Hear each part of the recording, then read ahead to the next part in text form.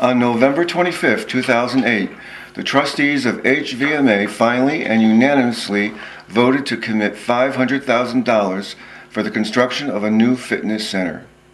It was the first time since the construction of Heritage Village some 40 years ago that a major addition would be made to the facilities.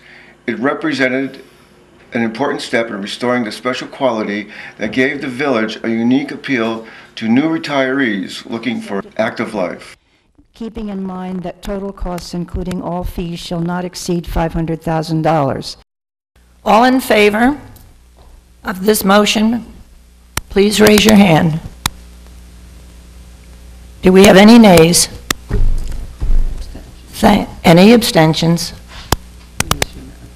The vote is unanimous, and we thank you very, very much. It's a long time in coming.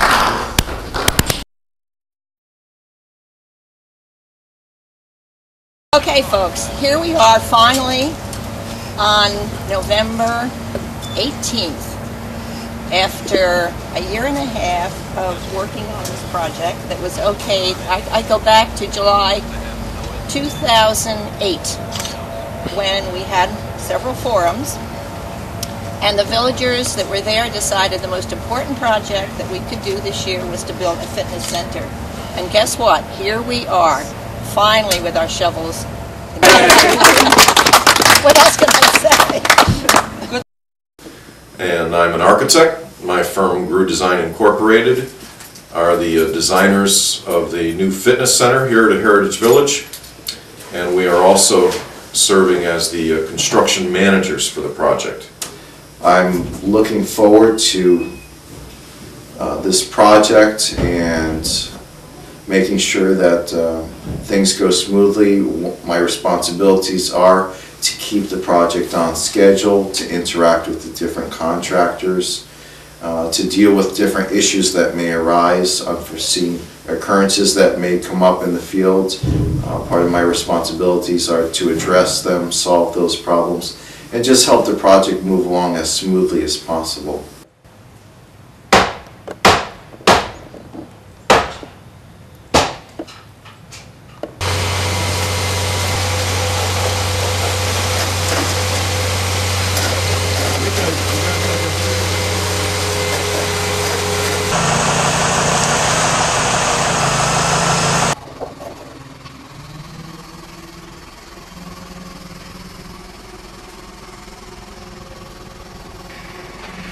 This was a big deal.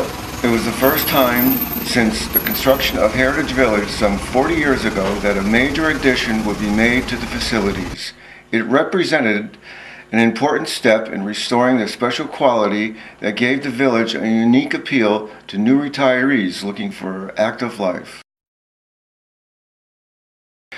Chris Baldwin, the project manager, gave us bi-weekly updates on the progress and focus obliged by videotaping the progress and rebroadcasting the tapes on Channel 14.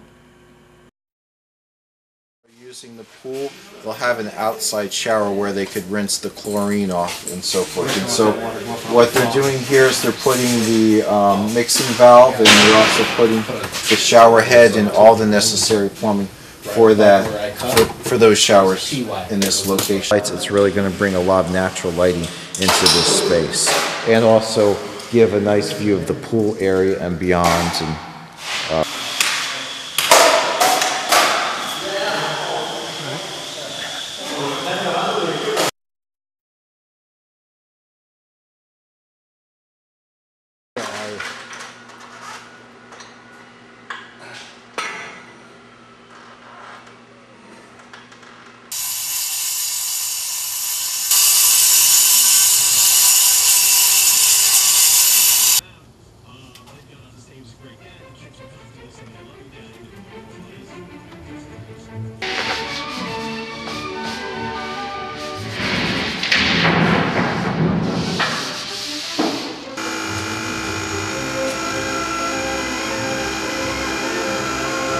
Wow. Place like 3 times the size. Yep.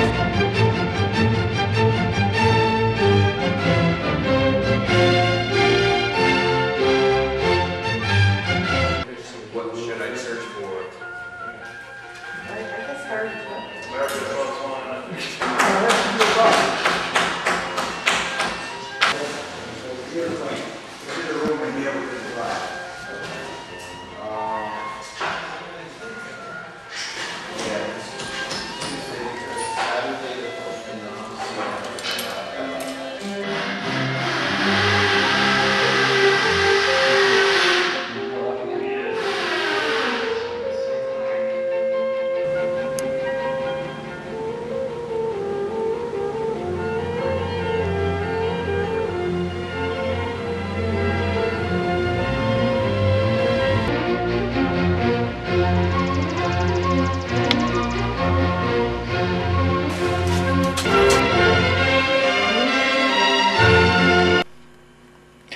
task of selecting the architect and overseeing the construction was given to the select committee composed of representatives of various other special committees of the Foundations village. Facility Improvement Planning Committee was re-voted on and given a slightly different twist than the old one, and that the FFC would make suggestions. We would receive suggestions and work on the actual construction issues, the bringing it about.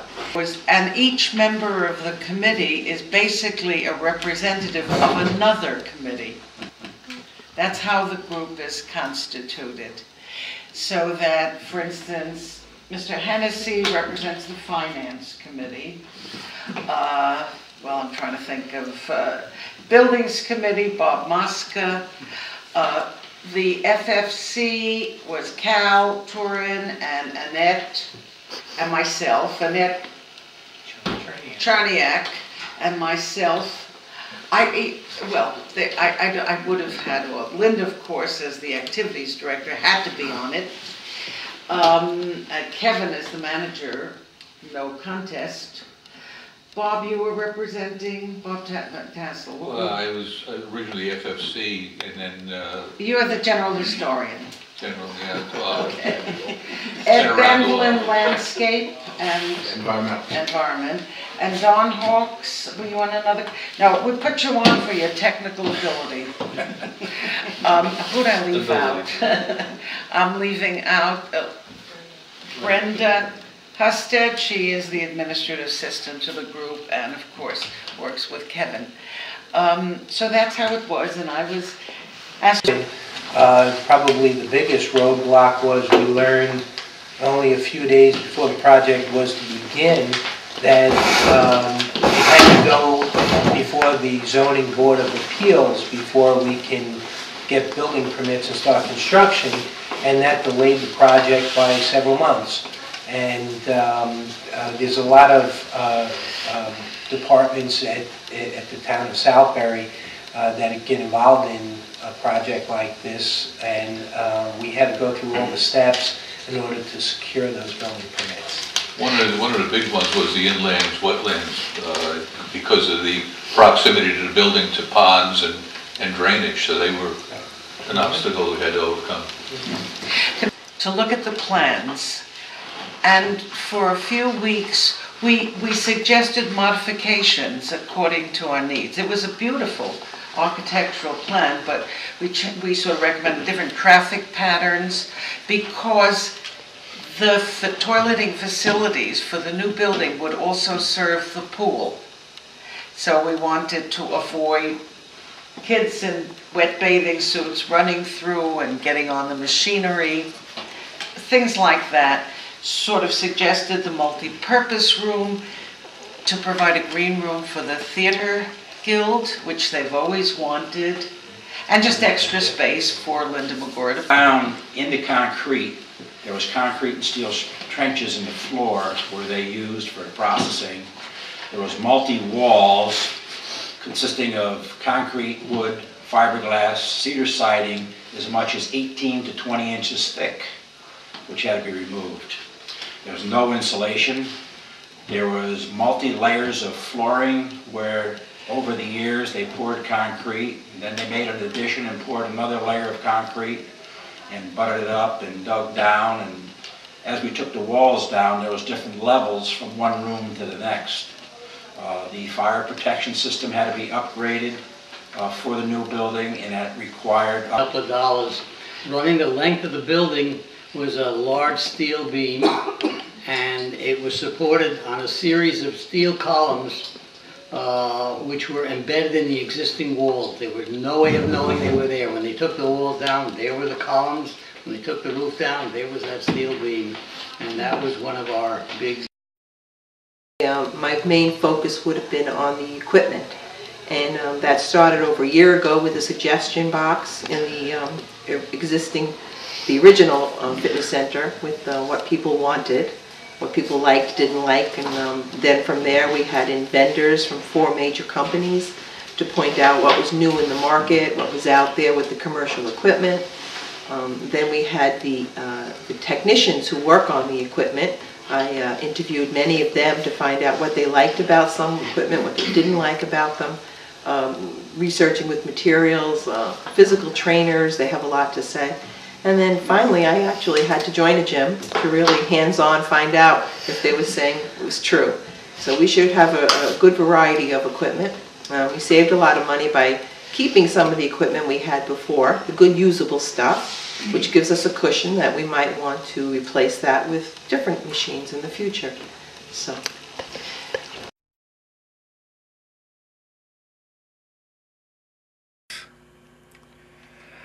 On opening day, Sarah Cook Hall was standing room only for a brief ceremony to celebrate the occasion and recognize the people that made it happen. But I'm proud to introduce to you the person who is at the top of the heap of these people that did this yeoman work.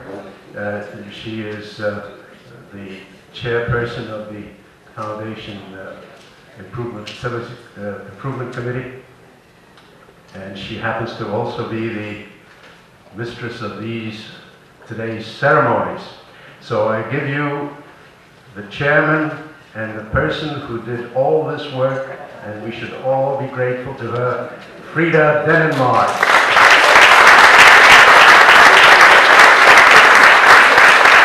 Hello, I'm Frida Denenmark.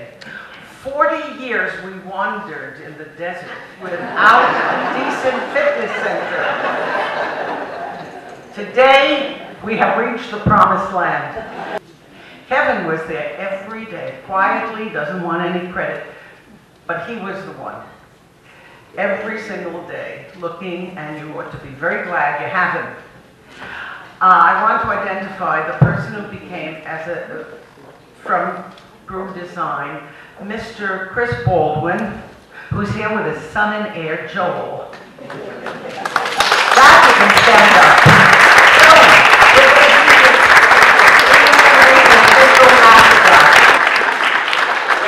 He was born in January of 2010 in the middle of construction, and it gave us an excuse to have a party.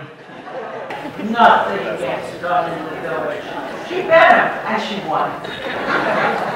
So on National Senior Health and Fitness Day, go get spring water, apples, and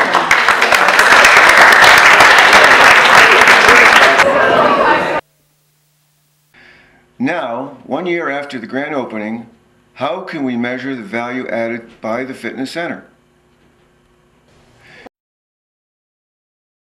Some really nice equipment, some good equipment. Yeah, we got some new equipment. This bike is great because it gives a lot of support and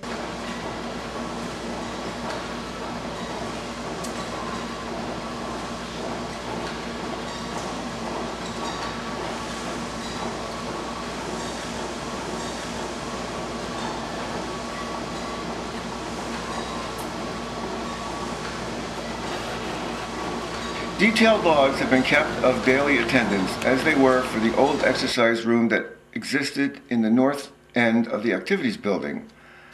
On average, at least 75 to 80 people use it every day.